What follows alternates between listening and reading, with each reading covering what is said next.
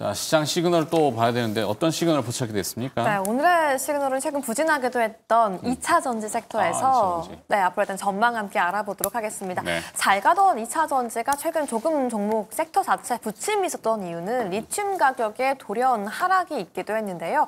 리튬 종목들이 하락하면서 미증시에서 2차 전지 관련 종목들이 먼저 도전을 받자 최근 2차 전지 관련 종목들이 하락하기도 했습니다. 하지만 다시 오랜만에 2차 전지에 빨간불이 켜지고 있는데요. 일단 주요 기업들의 공급 소식이 들려오고 있습니다. SK온도 2026년부터 미국 ES 시장의 첫 수주를 기대하고 있고요. LG 에너지솔루션 같은 경우에도 벤츠와 초대형 계약을 맺고 나섰는데요. 과연 2차 전지 지금 어떤 매력이 있는지 함께 알아보도록 하시죠. 네. 자, 이 내용을 또 풀어주실, 함께 고민해 주실 분은 다올투자증권의 이성웅 차장 나와 있습니다. 안녕하세요. 네, 안녕하십니까? 네. 자, 2차 전지, 이 원자재, 뭐 리튬, 좀 전에 우리 또 금값도 얘기했고, 네. 우리나라는 자원 빈국인 건 누구나 다 인지하잖아요. 없어요. 없는데 관련 기업들도 그럼 당연히 없겠죠. 광산 업체도 없을 텐데. 리튬 가격, 물론 사놓은 거에 대한 재고자산 평가 이렇게 돼서 뭐 할 수는 있죠. 전선 업체들이 구리 전선을 이제 사올 때 그래서 1,000원에 사왔는데 구리값이 막 올라가지고 내가 가지고 있는 가격이 1,500원이 됐어. 근데 재고가 있어. 그러면 그거를 이제 자산 재평가라는 형식으로 할 수는 있겠죠. 근데 직접 연관성도 그렇게 높지는 않거든요. 자꾸 이제 리튬 관련주, 어떤 관련주도 없는데 전혀 없다는 건 아니지만, 그러니까 이게 막 시장이 군중 심리로 막 때려처럼 확 몰려가서 2차 전지, 리튬값 올라가니까 우리도 올라가. 다 올라갔다가 그다음에 어떻게 해야 돼? 라고 하는 퀘스천 마크. 본업이 살아나야 되는 게 먼저일 텐데. 저 앵커님 말씀하셨듯이 참 안타까운 부분이 지금 2차 전지 쪽 주가가 이제 리튬 가격, 뭐 이런 원자재 가격에 대한 이 변동성으로 주가 많이 움직이잖아요. 네. 하지만은 경험은 해보셨지만 뭐 2, 3년 전에 이 2차 전지 기업들의 주가가 좋았을 때는 리튬 가격이 아니라 전기차 시장에 대한 성장성이었거든요.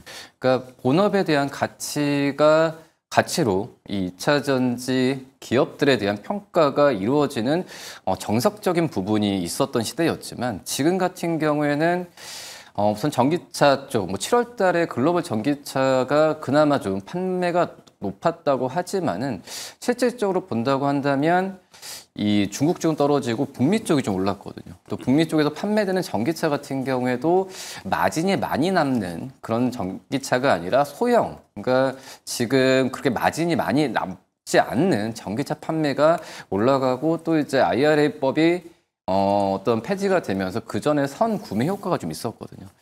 한마디로 이제 앞서서 매크로 지표가 정석적인 매크로 지표가 좋아진다고 하지만 그것도 약간 불안한 상태고 뭐 그러기 때문에 지금 2차 전지 기업들에 대한 접근을 했을 때 굉장히 좀 이런 좀 소소한 물론 이제 리튬 가격이 이 2차 전지 기업들한테는 지금 당장은 영업이익률이나 이런 부분이 클 수도 있겠지만 이 본업에 대한 가치 부분이 좀 살아나야 2차 전지 기업들에 대한 평가가 좀 더 활발하게 할 텐데 좀 안타까운 부분은 분명히 있다라고 좀 생각이 되고 있고요. 네. 결국엔 이 본업이라는 게 중국의 지금 치열한 저가 경쟁 이런 형태잖아요. 네네.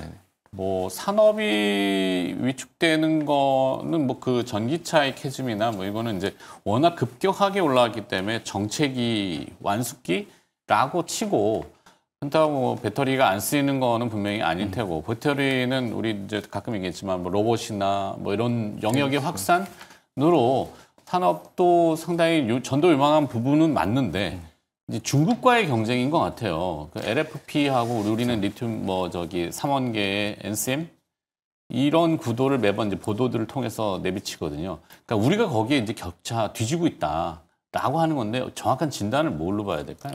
일단은 LFP가 지금 대세는 맞아요. 네. 가끔 치면서. 근데 우리나라 기업들도 이제 NCM 쪽에 치중을 했죠. 하지만 지금 현재 유럽의 이 배터리 기업들도 LFP를 저가로 좀 내놓고 있는 상황이고, 그렇기 때문에 약간의 좀 이 부분이 지금 우리나라 2차 전지 기업들 같은 경우도 지금 좀 LFP 쪽에 투자를 많이 하고 있지만 야, 늦은 감은 분명히 좀 있다라고 좀 생각이 되고 있고, 그렇기 때문에 지금 중국이 LFP 내놓고 뭐 트렌드도 LFP고 가격도 내놓은 상황에서 이 중국의 2차 전지 기업들과 우리나라 2차 전지 기업들의 시장 점유율을 좁히는 게, 저는 이제 2차 전지 기업, 우리나라 2차 전지 기업들의 주가가 반등을 하려면 글로벌 전기차 판매량이 1순위여지지만 이 중국과의 비차 전지 기업들한테 시장 점유 좁히는 게 전 2순위라고 생각이 되고 있거든요. 네. 근데 지금 현재 상황은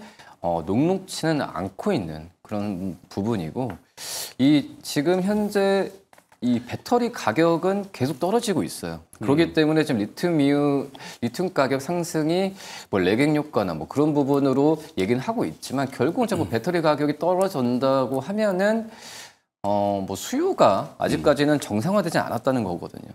뭐 그렇기 때문에 지금 현재는 저는 이제 2차 전지 기업들에 대해서 물론 이제 뭐 캐즘에 대한 부분은 저는 이제 약간은 좀 이제 캐즘 우려는 완화됐다고 판단돼요. 그러니까 완화됐다는 부분은 그나마 좀 이 전기차나 2차 전지 쪽에서의 큰 낙폭은 이제 나오기는 그전처럼 힘들다. 그러니까 솔직히 좀 많이 좀 몇 년 전에 좀 시장 자체가 좀 광풍이 좀 일었던 건 있었지만 네. 그 부분이 좀 되돌려지면서 이제 바닥을 다지는 과정은 맞다라고 지금 생각이 되지만, 어떤 그전처럼의 어떤 성장주로 좀 평가를 하기에는 물론 이제 ESS 쪽으로 많이 좀 눈을 돌리고 이 부분으로 2차 전지 기업들에 대한 부분을 재평가를 하는데, 아직까지는 적극적인 매수를 하기에는 좀 힘든 구간은 분명히 아직까지 있다라고 좀 생각이 됩니다. 네.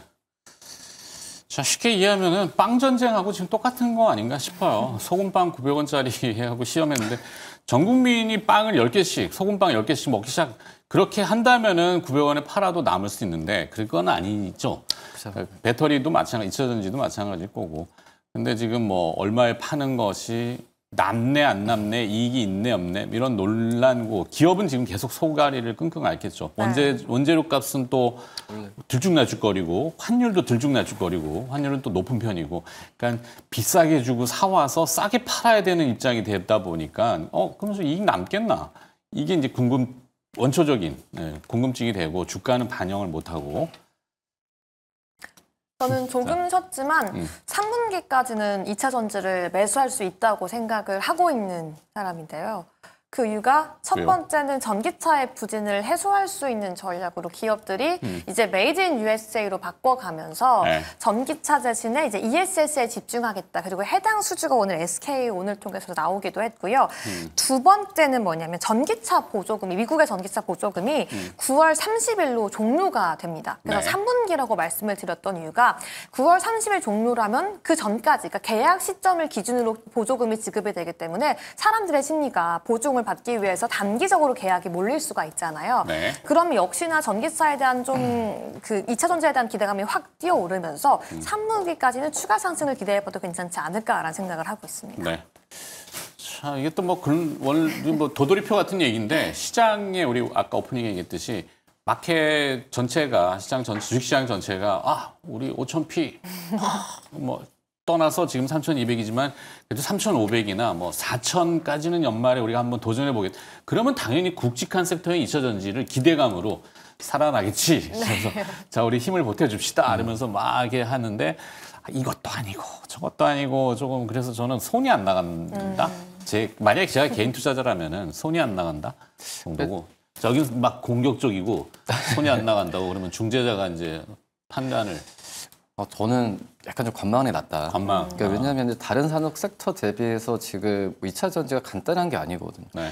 여러 그 그러니까 요인들이 되게 많아요. 1차적 앞서서 말씀드렸다시피 이제 IRA법도 말씀드렸지만 그 해외 쪽에서의 정치적인 어떤 변수, 이것도 고려를 해야 되고, 또 이제 중국 업체 의 경쟁, 또 이제 또 지금 앞서도 저희가 많이 얘기했었던 리튬이나 이런 원재재 가격 변동성도 고려를 해야 되고, 그리고 이제 전기차 수요, 뭐 전기차 수요만 그래도 괜찮다고 한다면은 말씀하셨듯이 좀 배팅에 대한 부분을 배팅이라고 좀 어감이 좀 이상하긴 한데 네. 좀 분할 매수로서도 좀 적극적으로 한번 관심을 좀 보여야 될 텐데, 너무 이제 이 요인들이 너무 굉장히 복잡하거든요. 많은 좀 투자 부분 같은 경우에도 좀 단순하게 하는 것도 좀 이 매수 부분은 좀 손쉽게 할 텐데 네. 너무 그 신경 쓸 게 너무 많은 그런 상황이고, 그리고 신경 쓸 게 많은 이 부분이 그렇다 녹록치는 않거든요. 뭐 그러기 때문에 저는 이제 관망이라기보다는 호흡을 좀 길게 가져가야 된다라는 말씀을 드리고요. 그리고 또 이제 연구님 말씀하셨듯이 3분기 실적에 대한 부분은 이제 IRA에 대한 종료에 의한 단기적인 또 효과 일수가 또 있을 거예요. 뭐 그러기 때문에 이게 4분기 또 이제 내년까지 간다. 그래서 배터리 가격이 떨어지고 이 원가, 그러니까 뭐 에코프로도 마찬가지잖아요. 2분기 때 영업이익이 흑자가 났다고 하더라도 순이익 같은 경우는 아직까지는 좀 계속 지켜봐야 하는 상황인데, 2차 전지 소재 기업들도 그렇고 다른 기업들도 아직까지 투자 기간이라 생각이 되고 있거든요. 네. 그렇기 때문에 실적에 대한 부분을 폭발적으로 기대를 하기도 좀 뭐하다. 그렇기 때문에 저는 좀 지켜보면서 천천히 접근하는 전략이 맞지 않나라고 좀 판단됩니다. 네. 사실 오늘 SK온 같은 경우에는 미국의 ESS 사상 첫 수주 소식을 전하기도 했고, 또 저는 앞두고 있는 일정이 있어서 여쭤보고 싶은 게 10월 1일이 중국의 국경절이잖아요. 네. 이때 아마도 어떠한 좀 경제에 중요한 시그널이 나올 것 같다. 바로 이 다시 한번 배터리 업계에 대한 공급 조절 발언이 나올 수도 있다라는 기대감을 지금 2차 전지를 매수하고자 하는 개인들 사이에서는 이야기를 하고 기대감. 있는 거라고 생각을 하는데, 혹시 이런 전망 속에 좀 대형주 위주로 먼저 매수해본 전략은 어떻게 보시나 궁금하거든요. 뭐 나쁘지는 않지만 뭐 중국 쪽에서의 그 15차죠. 15차 쪽 얘기는 이미 좀 어느 정도 나와지 않았나라고 판단이 되고 있고요. 근데 저는 이제 대형 배터리 쪽 같은 경우가 어떻게 보면은 또 2차 전지 쪽에서의 그 해외 쪽에 중국 쪽의 기업들의 경쟁보다는 오히려 좀 단순할 수는 있겠지만은 글쎄요, 좀 배터리 가격이 하락을 계속 좀 보여주고 있다는 점에서 좀 물론 이제 지금 현재 SK온도 그렇지만은 이제는 미국이나 해외 쪽 고객을 뚫는 시작이거든요. 뭐 그렇기 때문에 이 부분이 좀 더 가시화되기에는 좀 시간이 걸린다라고 좀 판단이 되고 있어서 결국 이제 또 이제 그 ESS도 지금 얘기 나오고 있지만은 결국 내년부터 또 관세에 대한 부분도 얘기 수가 나올 수 있거든요. 그렇기 때문에 제가 지금 2차 전지나 배터리 기업들에 대한 기업들을 안 좋게 얘기하는 것보다도 지금 이제 단순 리튬 가격 상승, 또 이제 오늘 SK온에 대한 미국의 수주, 이 부분으로 적극적으로 크게 베팅하는 거는 좀 생각해봐야 된다. 이 말씀을 좀 드리고 싶습니다. 그래요. 뭐 미국과 중국이 지금 국경절 행사 때문에 약간 어제 소셜에 네. 트럼프 대통령이 좀 불편한 신기를 냈듯이 또 뭔가 텐션을 주면은 중국이 꺼내올 수 있는 카드는 또 히토류잖아요. 그럼 히토류 자극에 또 뭐 그런 자재 값이 또 오르면은 그때 뭐 2차 전지가 또 들썩거릴 수는 있을까? 잘은 모르겠어요. 네. 근데 그런 기대감은 좀 정형화되지 않은 그냥 기도하는 거잖아요. 그건 좀 모르겠다. 그 대안이라고 해야 되나? 뭐 그래도 좀 구분을 지어서 2차 전지 전체가 뭐 다 어렵긴 하지만 그중에 장비 업체 중에 선별적으로는 그래도 이 기업은 잘 되고 있어요라는 기업이 혹시 있을까요? PNT를 말씀을 드리고요. PNT? 네, 롤토롤 장비. 한마디로 롤이니까 이제 롤이죠. 롤로에서 이제 그 양극과 음극 쪽에서의 그 불식물이나 이런 부분을 제거하는 기업인데, 근데 저는 이제 소재 쪽은 아직까지는 굉장히 좀 불안하거든요. 불안한 게 아니라 변동성이 너무 심하니까, 이제 좀 2차 전지 관련 기업들을 좀 매수하고 싶다라고 했을 때는 이제 소재 기업들 대부보다도 저는 이제 좀 장비 쪽에서 좀 안전하게 좀 매수하는 게 낫지 않을까라고 좀 생각이 되고 있고요. 물론 이제 실적이죠. 뭐 그렇기 때문에 실적에 대한 부분을 꾸준하게 흑자를 찍고 있는 기업이 바로 이제 PNT라고 볼 수 있겠고요. 특히 롤트롤 장비도 그렇고 이 전국 공정이 이제 습식이 아니라 이제 건식으로 가는 부분을 테슬라도 좀 얘기하고 있는데, 그런 부분을 발빠르게 지금 준비를 잘 하고 있습니다. 뭐 그것도 그렇지만은 사업성도 좋지만 저는 이제 좀 실적에 대한 부분이 좀 안정적으로 나오는 기업을 좀 그 긴 호흡으로 좀 매수를 할 수 있지 않을까라고 판단되고 있거든요. 그렇기 때문에 저는 PNT를 좀 말씀드리도록 하겠습니다. 네. PNT는 구미가 당기나요? 조금 더 알아보도록 하겠습니다. 조금 더? 네. 안 산다는 얘기지. 알겠습니다. PNT까지 들어봤고요. 자, 2차 전지 좀 어렵지만 또 뭐 이렇게 떨어지고 조정받을 때 점검을 해봐야지 또 준비할 수 있으니까 참고되셨길 바랍니다. 다올투자증권의 이성웅 차장과 함께했습니다. 고맙습니다. 네, 감사합니다.